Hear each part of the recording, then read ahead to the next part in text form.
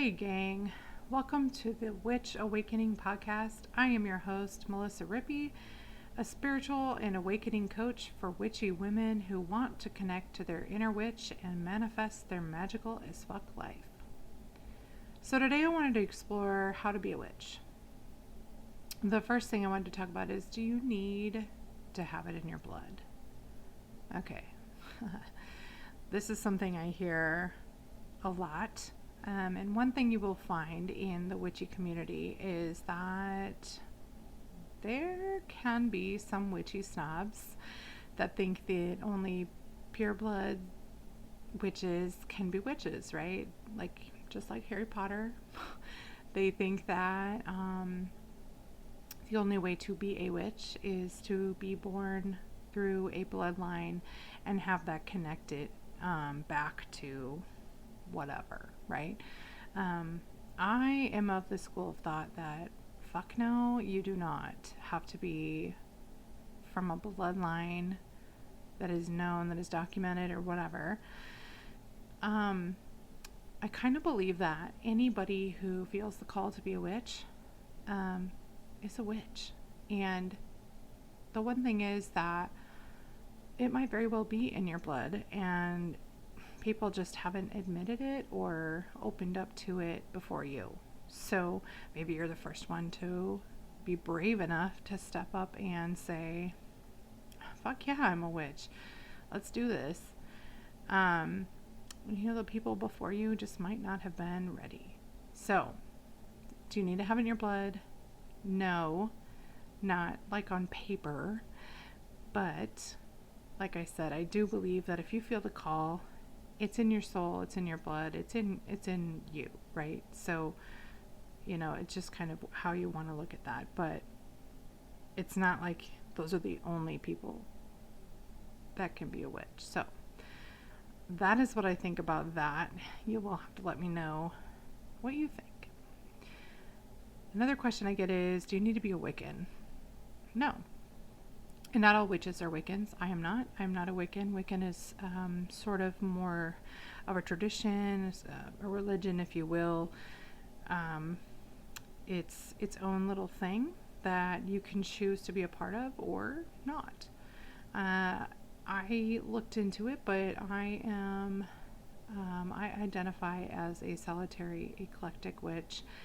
And that just means that I am solitary, as in I don't belong to a group or a coven or anything like that. I practice all on my own, and I have witchy friends, so I do have friends that are around that I can do things with, and we can do spells and things together. But as a rule, I do most of my work alone, just me and my little candles and my spells.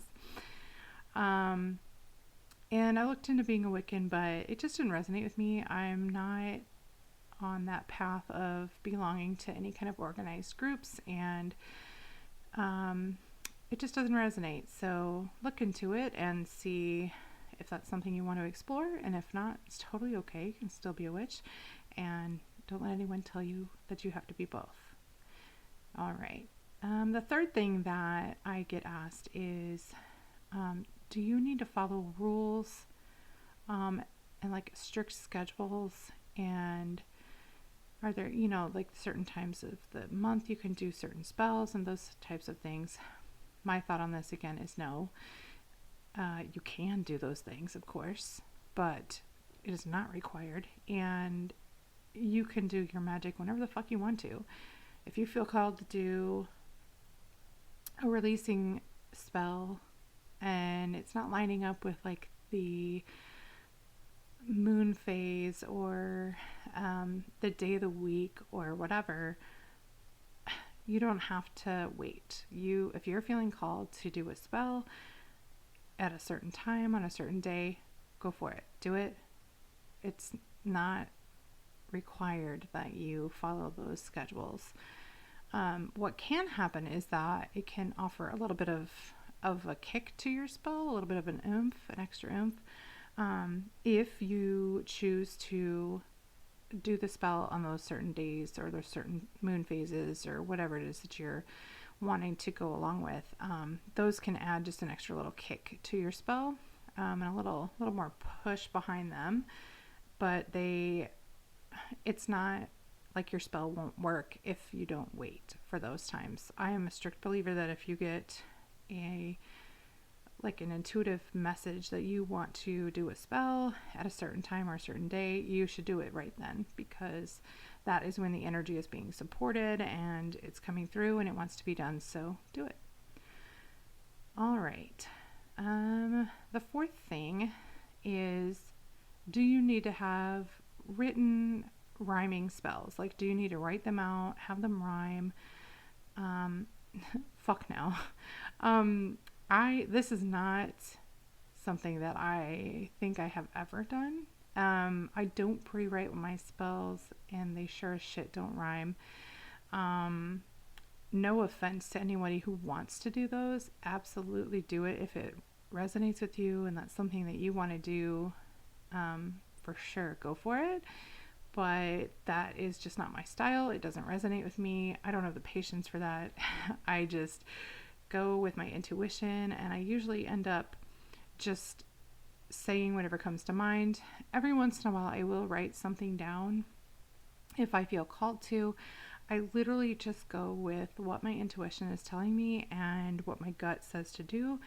Sometimes that ends up being written down and I recite that. Sometimes a lot of the time, it ends up just being me winging it, going with my intuition and channeling what is coming through for that particular spell.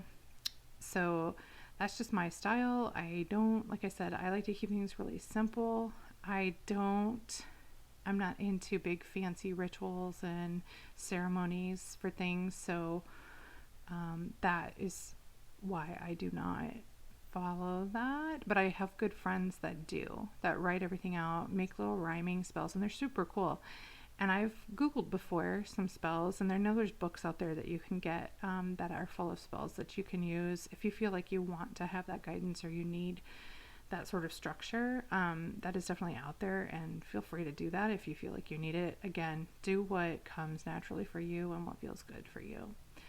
And the last thing I just wanted to say is keep it simple. I said this already, but I am a big believer in keeping it simple. If we make things too complicated, sometimes we lose interest or we put things off because we don't want to take the time to sit and do all the work that we think we need to do. Again, I just put my stuff together, sit and say what comes to mind. Sometimes I write it out ahead of time if it feels like I should or like I want to. But for the most part, I throw it together. I go with my intuition. I just let it happen. I keep it fun. I keep it simple. And that's what works for me. So again, always go with your style and what feels right for you. There's no wrong or right way to be a witch. So it's just you follow your intuition and what feels good for you.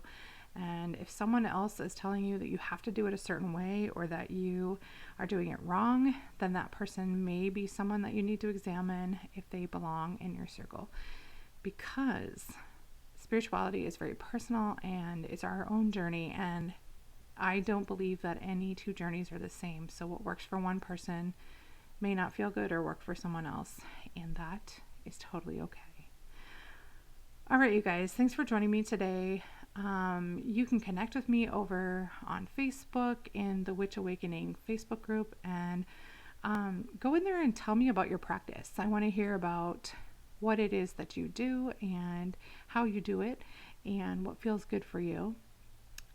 Share your experience with being a witch over there and what that looks like for you.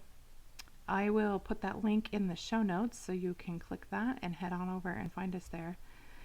And let's see what's happening with me this week. So the doors are still open for my membership, Spiritual Empowerment League. In there, I do teachings each month. We have a guest teacher sharing their magic with us, and there's live readings. We do hangouts. We drink wine and hang out and just chat and answer questions and get to know each other and grow our tribe.